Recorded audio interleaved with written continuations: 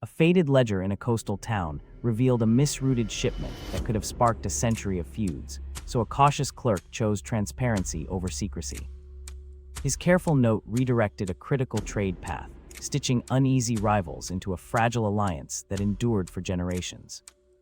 As ships shifted, fishermen celebrated quieter seas, and a council drafted a peaceful pact that redefined regional borders. The ledger's honesty turned suspicion into collaboration, letting harvests flow and children grow up free from fear. In the end, a simple cross-check saved more than ink on a page.